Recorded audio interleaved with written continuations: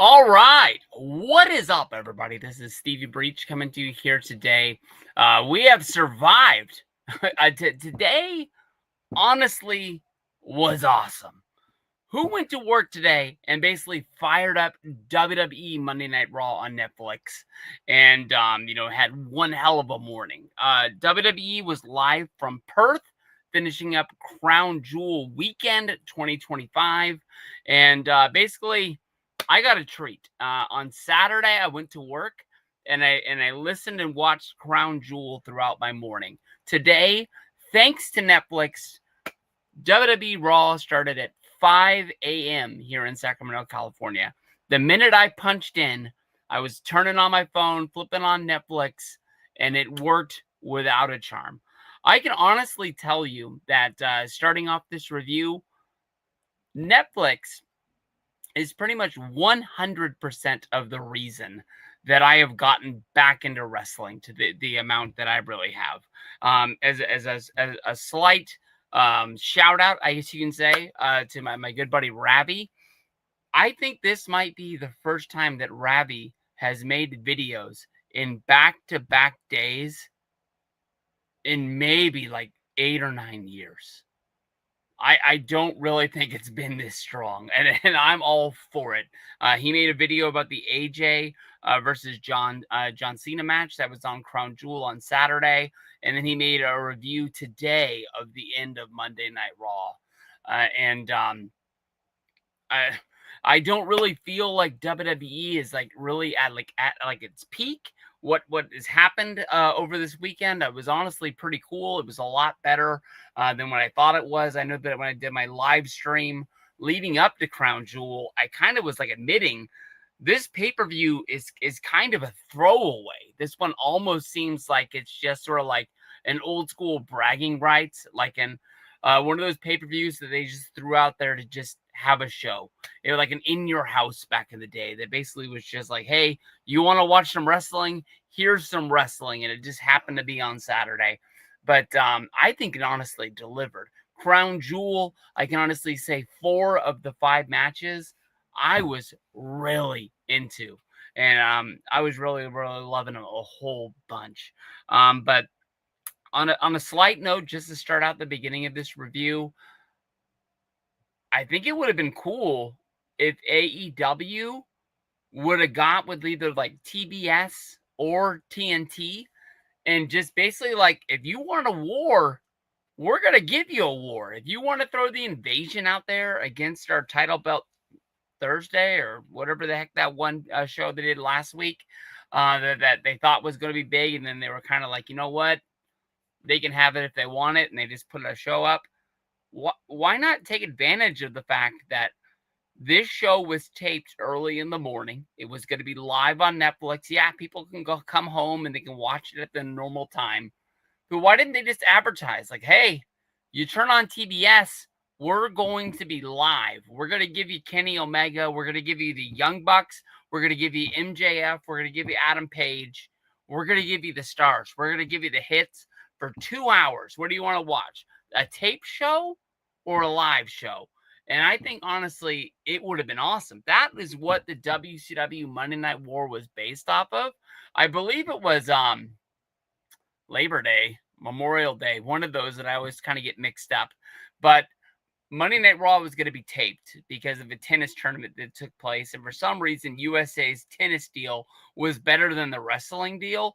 And it got to go on first. It wasn't like it got delayed because of like the dog show. Yes, there was a time period in America that the dog show took precedence over Monday Night Raw.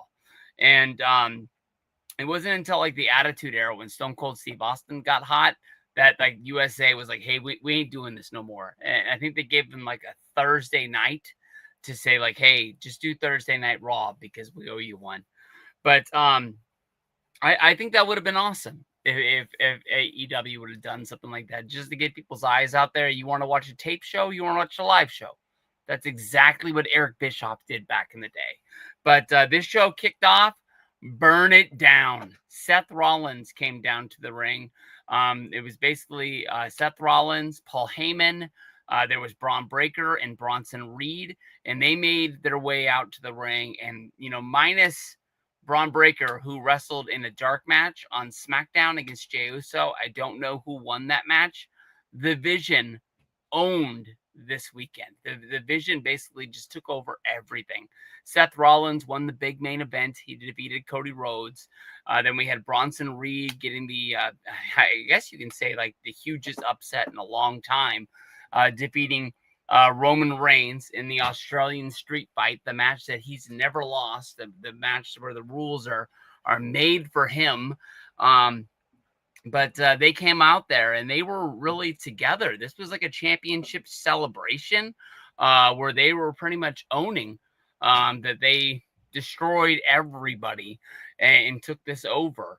At one point, Seth Rollins looked into the eyes of Bronson Reed and told him that he is the new tribal chief, basically putting him over. There was only one tweet that I saw yesterday, and I looked for it. I didn't like it, but I read it and I remembered it. And it wasn't from like a wrestling site. It was like a wrestling fan. And it was like pretty much in the words like, can someone describe to me the kayfabe reason why Bronson Reed and Braun Breaker still need Seth Rollins? And I basically was like, well, it's the Vision. Seth Rollins is the leader. And this is basically set up to be like the evolution where Seth Rollins is the now, but Braun Breaker and Bronson Reed are the future. And I think that maybe they believe that if they stay with them, Seth Rollins will become the elderly, like Ric Flair's person who will help them once it actually is their turn. Braun Breaker is virtually brand spanking new. I think the first time I was really hearing about him was in like 2021 when he was in NXT. Bronson Reed, maybe 2020 when he won the United States. Well, it's not called the United States. North American title, I think is when he won that in NXT is the first time that I kind of took notice from him. And then he got released for no reason at all. And I think that he was a free agent. Somehow he got put in the G1 and he beat Okada and wasn't under contract, and WWE was like, okay, we fucked up, come back. And that was kind of like the first time that he was on my radar. But that's kind of the reason that I was kind of thinking that they were sticking with him. Plus, War Games is freaking coming up, and you know how important War Games is, and you got to have I'm not sure if it's 4 or 5. In the past, they've done 5-man teams, but it's doable with 4, and I just thought that was the freaking reason. But the beginning of the show, it seemed like everyone was all together. Everybody was on the same page. Seth Rollins was doing the right things as the leader of a heel faction. It felt like we were, moving on, and all was good as being the top guy. From there, we went to the Intercontinental Championship match, which was Dominic Mysterio against Penta. I thought this was the championship change. I really felt like they wanted like the exclamation point or cherry on the top for the Crown Jewel weekend. They wanted to send everybody home happy. I know that when they do the PLEs, a lot of times they'll like make the SmackDown seem like they're more important, or like as like a there's always a huge match on SmackDown, like the Damian Priest versus Aleister Black match that was on this last one. But I thought maybe they were just going to do a championship shot. It's only the Intercontinental title. Mysterio will still have the mega title that he can hold over their heads. But Dom found a way to get it done. As this match was going on, Rusev came down to basically tell everybody that he's around and he's back and he wants to be in this Intercontinental Championship thing. I think pretty much Rusev just wants the Intercontinental title to feel relevant and feel like he is back on a big screen notice. I mean, he's came back, he's beat this guy, that guy, he beat Sheamus. He wasn't able to get the win over Mysterio, but I really feel like he thinks that this is going to be like, this is why I'm here. this is what we're doing. We're just reliving 2015 all over again, and we're treating the Intercontinental title like it is the United States title. But during this whole deal, with Rusev was down there and the referee was kind of like trying to, regain everything that was going on in the match, Dom ran over and he grabbed both of his titles. Like he was going to hit the bricks, like he was ready to run. But once he noticed that everything was like kind of calming down, he slid back into the ring and he put down the AAA Mega title. And when the ref got in, he was kind of like, what's this belt doing here? This makes no sense. And I think he was trying to replay the steps for what happened in that Rusev match that got him out of that one, where he was able to get the cheap shot when the ref wasn't looking. The ref went to go put the title away. And at that point, we found out that Dom had grabbed the ring keeper's hammer for the bell. And he basically hit Penta. That was able to set him up for the 619, where he had the hammer in his boot, and they put over the fact that the hammer clunked him in the head, and Dom was able to get a 1-2-3, which was not clean. And even Adam Pearce in the back, when he was setting up matches for next week, was able to say, hey, you can't pull a fast one on me. So it is going down in the record books that this was pretty much a disqualification win for Dom. With the hammer. He's not really pulling it over on anybody's head here. There we go to Asuka in the back, talking to Kairi Sane, saying that it was her fault that they lost at Crown Jewel. And Asuka now pretty much is the Raw GM, because she sets up a match that Kairi Sane has to go out and have a match right away. Pretty much as soon as this thing was over, sent her out to fight Rhea Ripley. And she lit Kairi Sane up with a huge, I can't even get it right. That doesn't even do it justice. Just a smack and a half. You would think you're the mentor to somebody, or they're your tag team partner. You would want to send them out for a match to be as fresh as could be. But leading up to this, we had Rhea Ripley pretty much take a Kairi Sane that was already knocked into oblivion. This match, honestly, we had Rhea Ripley just trying to put Kairi Sane out of business. Asuka was out there being the manager. She was involved almost at all points. And at one point, it looked like Rhea Ripley had gotten a hold of Asuka and was going to put an end to this whole situation, thinking if she took out Asuka, it would be over. But as she was about to, lay out Asuka through the announce table, Kairi Sane came from behind with the kendo stick. They were able to gain control of Rhea Ripley, and then they took her out through the table. So the Kabuki Warriors reign tall. Rhea Ripley, she looked strong at the pay-per-view, but leaving Australia, she pretty much was on her back. And I'm guessing that next time we come back to Australia, we'll get another big Rhea Ripley main event. From there, we went to Bronson Reed having a match with Jey Uso. In the back, throughout the night, we kept seeing people, running into each other, whether it was CM Punk and LA Knight, whether if it was, did Jey Uso run into anybody? I can't remember, but we had the Usos in the back, and they take this perfect time that they're on television for Jey Uso to say that he needs to focus on himself. He's got the #1 Contenders match, and every time he's came out and tried to help somebody, he ends up getting hurt. And Jimmy takes that as like, oh, you don't think I can handle Bronson Reed? You don't think I can handle my own? And we have like some family business in the back where basically one guy thinks the other guy's telling him that what he has is more important than his match. And when it comes down to it, Bronson Reed and Braun Breaker get a hold of Jey Uso. They're putting the beat down on him. And Jey Uso, who I truly believe was turning heel up until this moment, that guy's a good guy on the inside. He's just a little bit misunderstood as of right now. Jey Uso comes running down. He's able to beat off Bronson Reed. He's able to beat off Braun Breaker. In the meantime, he either hurts his arm, he hits his shoulder, maybe his rib. You can see that he got hurt. He always gets hurt in every match, and he's not going to be going into the main event tonight at 100%.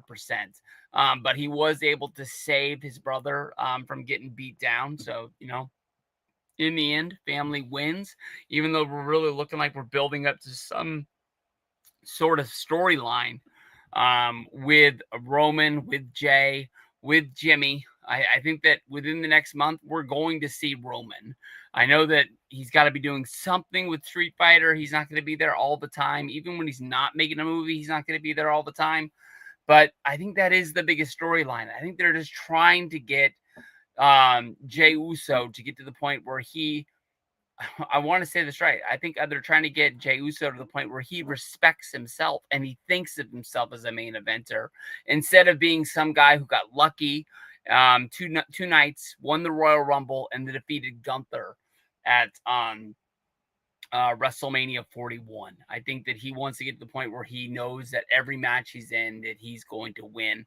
Somewhere along the way, the main event, Jey Uso, nickname that Cody Rhodes gave him just wasn't enough. It's not enough to be in these main events. He wants to be looked at. He's the favorite in every match that he's going to be in. From there, we went to Lyra Valkyrie and Bayley going up against the Judgment Day, Raquel Rodriguez and Roxanne Perez. Very surprising.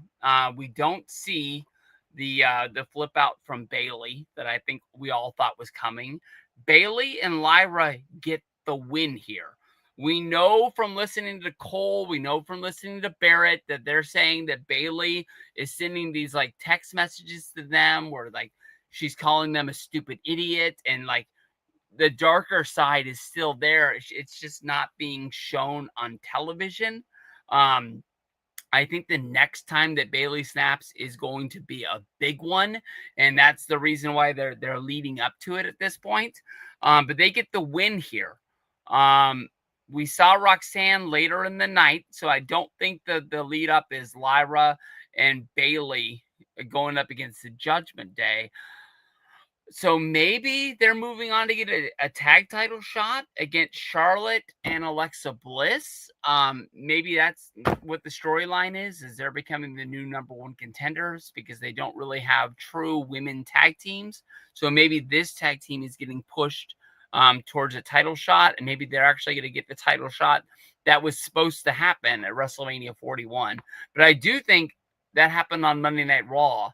And that was kind of like the lead up that Bayley beat up Lyra in that match. So never mind on that. But I think we're getting to the point where they're going to get another tag title shot where we think they're working together.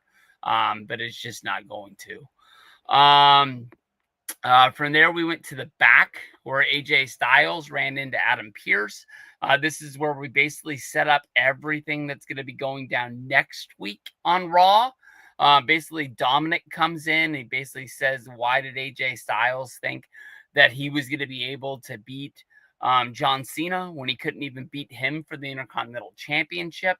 And at that point, Adam Pearce kind of snaps, basically saying that he cheated in his match tonight and that next week, Dom is going to have a match against Rusev for the Intercontinental title. And at that point, AJ Styles says, hey, as long as you're handing out title shots, it's been forever since we've seen Finn Balor and JD McDonough put their tag titles on the line. So Adam Pearce basically puts AJ Styles and Dragon Lee, who became the number one contenders, in a title match that's going to be happening next week on Raw. That's going to be live here from Sacramento. Let me just get it out of the way. Tickets are freaking expensive. I haven't looked them up, but I looked them up on the pre-sale or when they were released. It costs $300 to sit in the hundreds. And I understand I'm going to call that like WrestleMania weekend prices. But I'll tell the truth. When I bought my ticket in the hundreds for Monday Night Raw in Las Vegas at the, T-Mobile Arena, I want to say I paid like $5 to $6. But I just wanted the exclamation point on that trip. I'd always ended it with Monday Night Raw. And it was a really, really good show.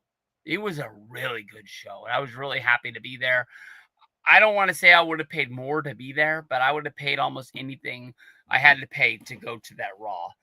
Um, but when I look at Monday Night Raw in my hometown, Sacramento, California, we're in the middle of October. Yes, we are setting up War Games. It's not like a go home show or something like that, but it costs $300 to sit in the hundreds. And that's not even like a StubHub deal. That's not like some secondary seller. That's just straight Ticketmaster price without taxes, without fees. Sitting in the hundreds, I would say maybe $100 to sit there. I'm not like that old that I remember the old times, but I like you used to be able to buy a seat in the hundreds for Monday Night Raw for like $40. You used to be able to go to a house show and sit in the hundreds for like $20. So I don't know what's going on. I'm not the first guy to talk about this. I'm not going to be the last guy, but I'm not going to flip out and start saying the blah blah blah. If they had if they had something bigger that I knew was going to happen, I'd go. But the fact of like I have to pay $300 and sit there. I don't care about parking. I don't care about driving down there. So it's not about like stuff like that. But the fact that like I can sit on my couch, I can watch the show live on Netflix, have pretty much it's gonna be fun being there, but have the same experience. Plus I get to watch Monday Night Football. I think I'm gonna win out in this one. I really don't think of anything huge that's going to happen. I mean, Cody's not going to be there. Cena's not going to be there. I'm guessing that we're going to get the fallout from what happens in the main event here with Rollins, Bronson, and Braun. Find out what's going on with there. Maybe they add new members. But in the end, like I'll be sitting on my couch getting a drink. And I think I'm going to be all good. Not worried about the parking or the drive home. There's a lot of people there. Vic asked me if I was going to be there today. That's one of my good friends from back in the day. I saw him. Did I see him at WrestleMania? I didn't see him at WrestleMania, but I did see him. That's probably a while ago now. When I went to AEW. No, that wasn't even the last AEW. That was when they were in Golden One. So that was like 3 years ago. Son of a gun, time flies by. My buddy Mario, I'm trying to think when the last, I know I talked to him when I was in Vegas because he was thinking about coming to my room, but didn't have to. But yeah, that sucks. That is so expensive. Those are your two big matches that have been named so far. But next week on Raw, we got Becky Lynch versus Maxine Dupree for the Women's Intercontinental Championship. We've got Dom versus Rusev for the Intercontinental Championship. We got Finn Balor and JD McDonough putting the titles on the line against AJ Styles and Dragon Lee. So we got 3 championship matches next week. Plus, my buddy Vic thinks that Jacob Fatu is going to be there. So he's getting the big hometown pop probably for the first time, since being in WWE and being like a big main star. So that would be awesome to be there. We had Stephanie Bakir come out on the stage, where basically she talked about being the crown jewel champion. At that point, she got interrupted by Raquel Rodriguez and Roxanne Perez. Roxanne Perez was mad because she thought she should have been the one who was the world champion. She should have been in the WrestlePalooza match. And so now we're going back on a storyline from a month ago where Roxanne was trying to find out why she was the one who beat Io Sky, but she was not added to that match. So this is something that you have to kind of like pay attention and be watching consistently to follow along. But she was the last one to beat Io Sky. She should have had the match at WrestlePalooza. And Stephanie Bakir basically told her to stop crying and do something about it.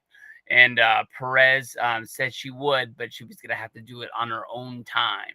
So I'm not quite sure if we're just building up to like the forever, because I'm guessing that these girls are going to be in a version of War Games with the women at Survivor Series. But if not, maybe it's a Survivor Series championship match of Roxanne going up against Fakir.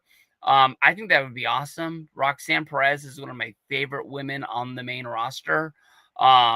She's sort of like the little underdog, but when you realize that, like, she's on Monday Night Raw each and every week, which means I don't think they're just trying to get her name out there. I think they believe in her, that she's going to have a good match with almost everybody.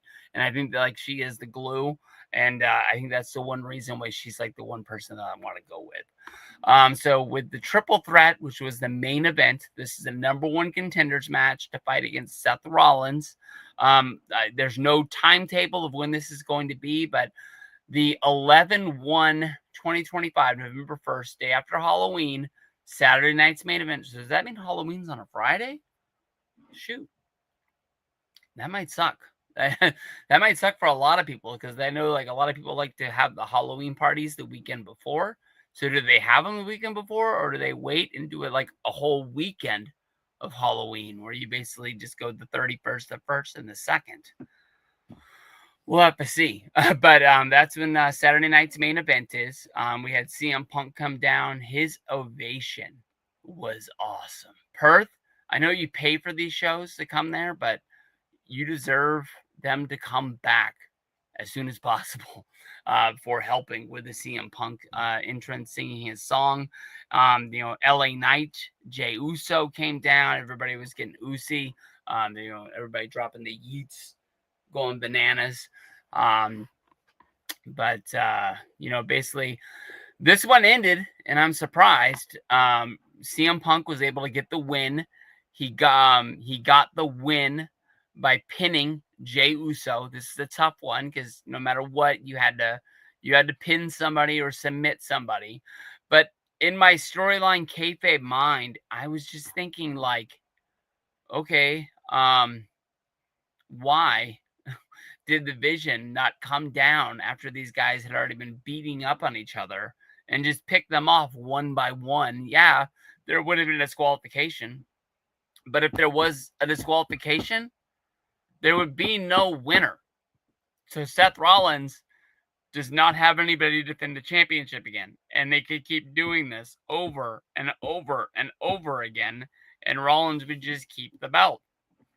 Team WWE is going to have to find a way to come together and get along. I guess we'll talk about that once we're done, because that gets into what happens at the end and what I think War Games is going to be.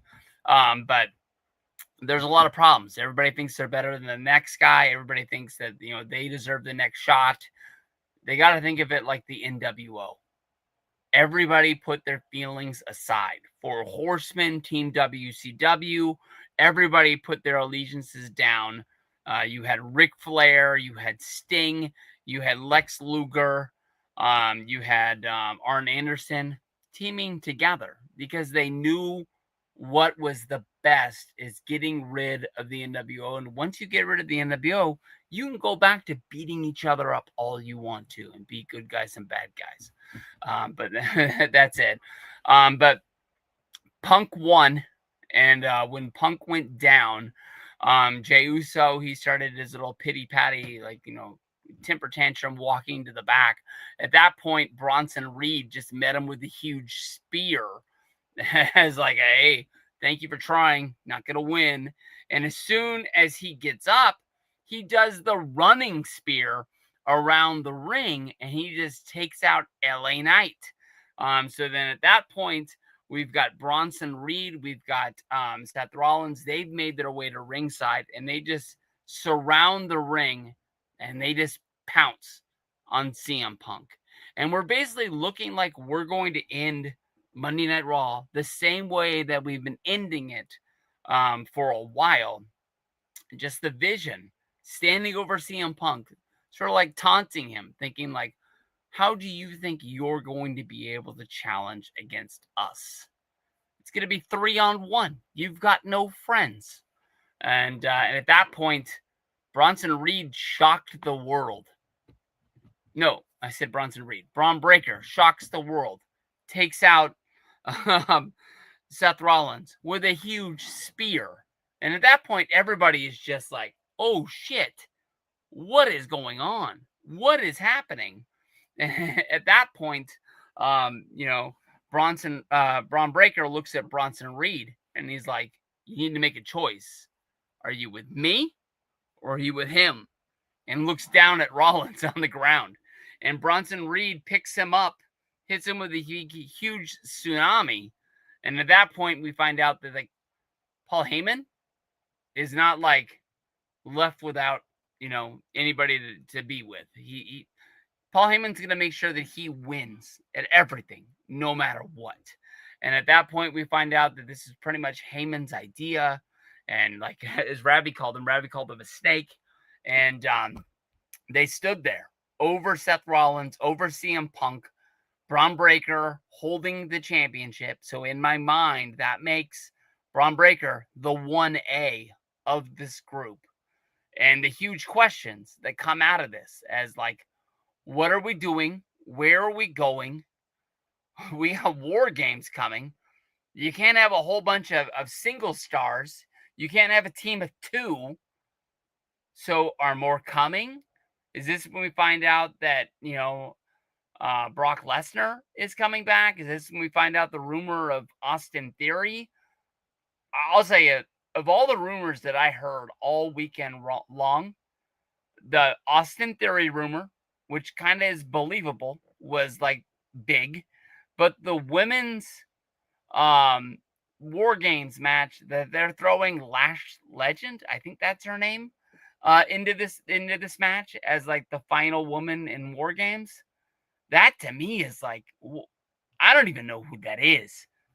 That's just flat out the truth. Like I got no clue who that woman is. I've seen her on some trading cards from Panini. Like I've seen her rookie card. I know that one, but I don't even hear about her in NXT reviews or NXT, you know, dream matches. That to me is kind of like, what the heck is going on? And it makes no sense to me. So that's what closes out Monday Night Raw. And that gives us the big question of like, where are we going? What are we getting to? Obviously, it's War Games. So in my mind, what I'm thinking of is like, we got to retool everything. We know that it's going to be Braun Breaker. We know it's going to be Bronson Reed. You got to have the question mark of, is Brock Lesnar coming back? You've got the rumor of Austin Theory joining this group. And does that mean they add one more, I don't want to call him a lackey, but, you know, like one more person to be the last guy in this group?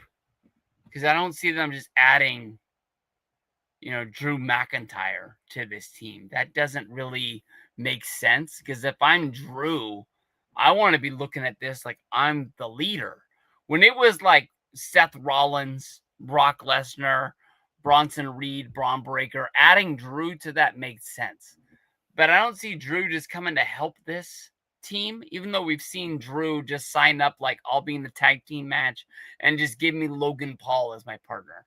In storyline, Logan Paul and Drew McIntyre don't even like have coffee together. So that's the part that doesn't make sense to me. I was really thinking that the Team WWE, Team Bloodline, Team Roman Reigns, whatever you want to call it, would be Roman, Jey Uso, LA Knight, John Cena, and Cody Rhodes. I thought that was what I was really working with. But now, the main storyline, you have to scratch everything, seems to be Seth Rollins. Seth Rollins has turned on everybody. Seth Rollins is not friends with anybody. The 2 guys that we thought was his friends, I don't like him no more. So, is the storyline of War Games, Seth Rollins wants to teach these guys a lesson so bad that he has to start recruiting people to be his friend? Does he have to start recruiting people to join his group? Do we have him owing favors, if you want to go off of that storyline. He is the WWE champion. So maybe if he starts promising people championship shots, well, he's not WWE champion, he's the world heavyweight champion. I apologize. But like, if he, like, he's gonna have to go recruit his biggest rival, Roman Reigns, to be on his team, a guy that he has said so many bad things about. They have not consistently worked well together in a long time. Rollins is, of course, the one who broke up the Shield. I think the last time they were together, they didn't really break up because they were just trying to keep them together to keep Ambrose happy. And then Ambrose ended up going to AEW. And I think they just stopped having them team. I can't really think of a big moment that they've teamed together in the past. I think they've been really fighting each other for a long time. But what could he promise Roman to make him want to team with him? He just punched Cody Rhodes in the face with a watch on Saturday. And he's going to have to go out and say, hey, Cody, we should team together. Cena is probably not going to be in this match. It's my dream to see him in a War Games before he leaves, but people are saying he's going to fight Dominic for the Intercontinental Championship. That'll be a big match for him. Dom, is he a San Diego guy? I see him repping the Padres a lot, but I thought he lived in Las Vegas. Maybe he grew up in San Diego, but I think Dom might be the most over person in WWE at War Games. So it's not like Cena has never been in a crowd that doesn't like him. If you go back to Crown Jewel, when he comes out for his entrance, look in that crowd. 3 out of 4 people are wearing a Cena shirt. At least half of them are wearing a Cena shirt and a Cena hat.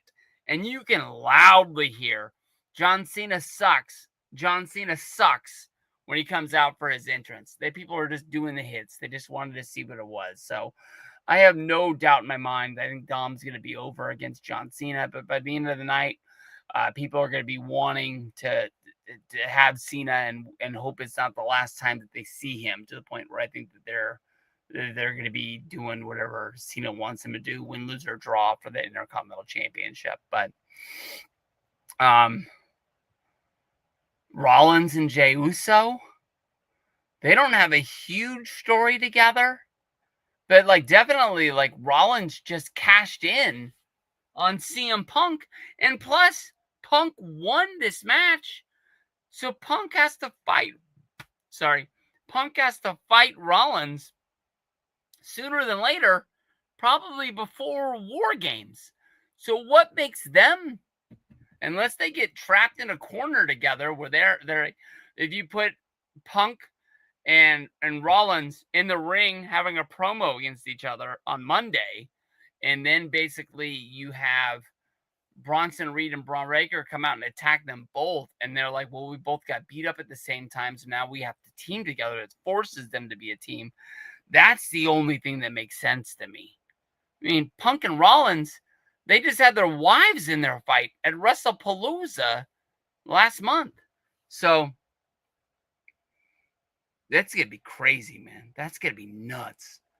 I mean, like, if you, like, I already talked about the NWO once, but if you remember, like, when the NWO was running strong, Roddy Piper, who was a competitor, he might have even been the president at the time of WCW, was like, I'm going to be the guy to end this whole NWO deal. And I think they were building up to War Games.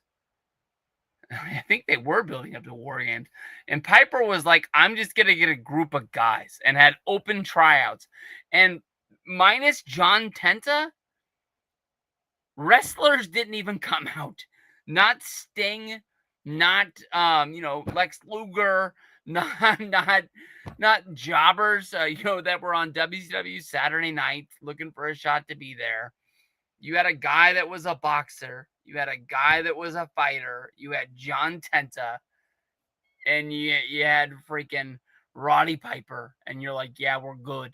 We're going to War Games. We're going to win this thing. I think that segment went over so bad, and people were like, why are we paying to see this?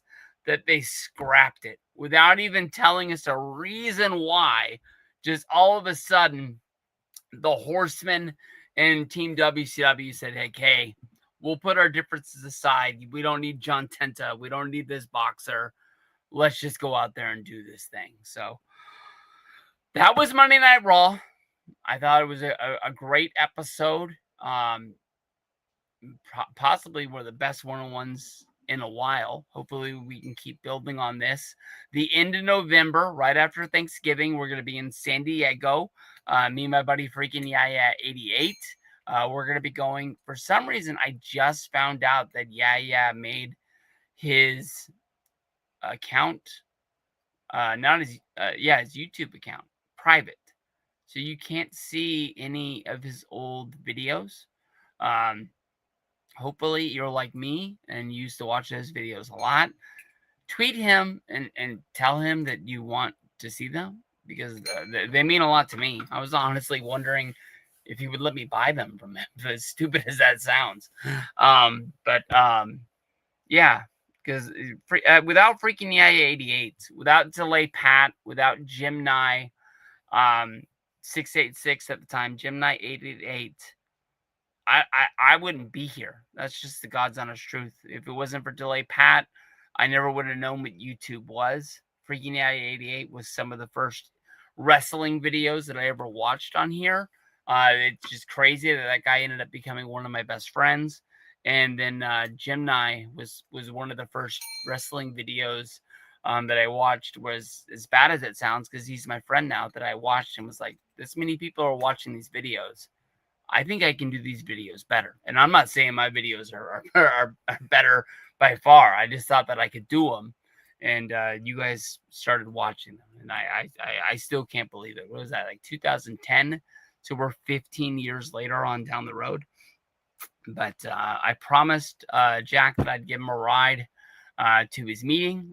So I got to make sure that we're in the car by 3:40. So we're going to check this out. Thank you for dropping by the live stream. Thank you for the comments.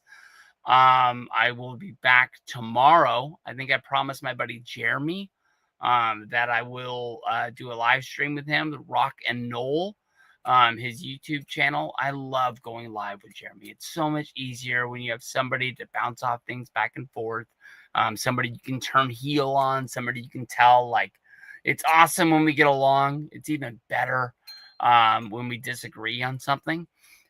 So be over there. If I'm wrong and it's not tomorrow and it's Wednesday, I'll probably be here dreaming up what I think War Games is going to be, because I know that's going to be my next string of videos that I really wanted to get into. So in this next month, I'm looking to get on Peacock, review as many War Games matches as I can. So look forward to me watching those when those can get up. So peace out, everybody. I hope everybody has a good day. I see you guys down the road, and we'll do it again. Peace out, guys.